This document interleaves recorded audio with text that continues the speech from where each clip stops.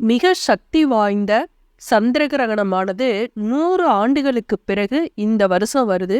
அந்த நேரத்துல இந்த ஒரு வார்த்தையை சொல்லி பாருங்க, உங்க வாழ்க்கையில நினைச்சே பார்க்க முடியாத அளவுக்கு மாற்றங்கள் ஏற்படும், பணவரவு அதிகரிக்கும். அது என்ன அப்படிங்கறத தான் இந்த பதிவுல நம்ம பார்க்க போறோம். அனைவருக்கும் வணக்கம். நான் மிஸ்ஸஸ் அகல்யா ரவிக்குமார். இந்தியாவில் ஜோதிட சாஸ்திரத்தின்படி சுமார் 100 வருடங்களுக்கு பிறகு ஹோலி பண்டிகை அன்னைக்கு சந்திர கிரகணம் வருது. ஹோலி பண்டிகை அப்படிங்கிறது தீபாவளிக்கு பிறகு கொண்டாடப்படக்கூடிய மிகப்பெரிய பண்டிகை.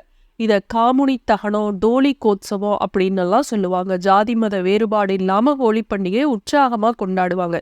இந்த ஹோலி பண்டிகை அன்னைக்கு பஞ்சாங்கத்தின்படி இந்த சந்திர கிரகணம் ஏற்படுது.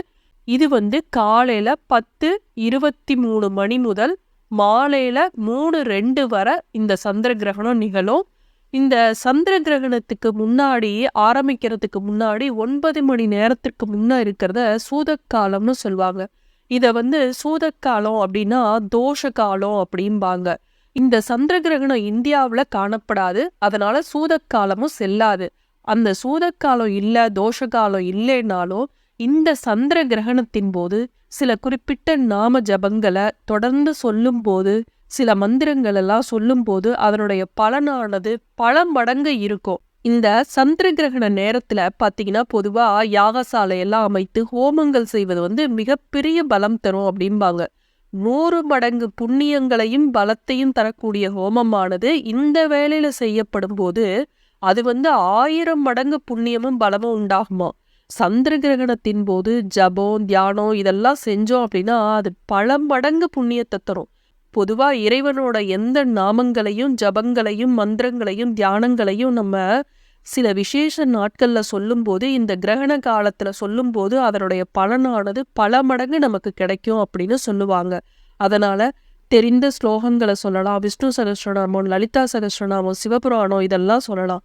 இந்த சகஸ்ரநாமெல்லாம் எனக்கு தெரியாது, மந்திரம் தெரியாது அப்படின்னு நினைக்கிறவங்க கவலையே பட வேணாம். இந்த ஒரு வார்த்தையை நீங்க சொல்லுங்க, உங்க வாழ்க்கையில நினைச்சே பார்க்க முடியாத அற்புதங்களும் அதிசயங்களும் நடக்கும். இத எப்படி எந்த முறையில சொல்லணும் அப்படிங்கிறத முதல்ல தெரிஞ்சுக்கலாம்.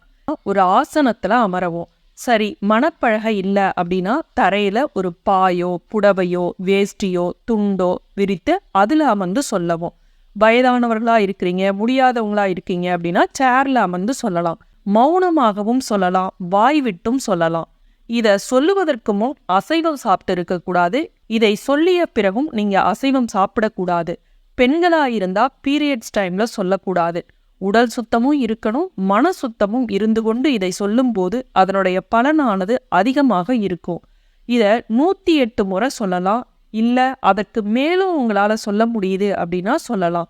எண்ணிக்கை சரியாக இருக்கணும். அதற்காக ஜெபமாலையை நீங்க பயன்படுத்தலாம். அது இல்ல அப்படிங்கிறப்ப கொண்டக்கடலை 108 எடுத்துக்குங்க, 108 பூக்கள் சிறியதாக எடுத்துக்குங்க, வெள்ளை மொச்சை 108 எடுத்துக்கொண்டு இதை எண்ணிக்கைக்கு பயன்படுத்தலாம். இதை சொல்லும் போது வடக்கு திசை, கிழக்கு திசை, மேற்கு திசை நோக்கி நீங்க அமர்ந்து சொல்லணும். இந்த வார்த்தையானது சந்திரனை தலையில் சூடியிருக்கக்கூடிய சிவபெருமானோட நாமமாகும்.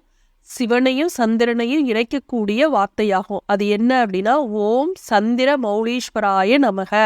இதுதாங்க. இத நீங்க திரும்ப திரும்ப 108 முறை சொல்லும் போது உங்க உடல்ல ஒரு அதீத சூட்சும சக்தியானது பரவும். அதுவும் இந்த சந்திர கிரகண நாள்ல சொல்லும் போது அபரிவிதமான சக்தியானது உங்க உடம்புல பாயும். சந்திர கிரகணம் முடிஞ்சதும் வீட்டுல விளக்கேத்தி வழிபட்டு கோயிலுக்கு போய் அர்ச்சனை செய்யலாம்.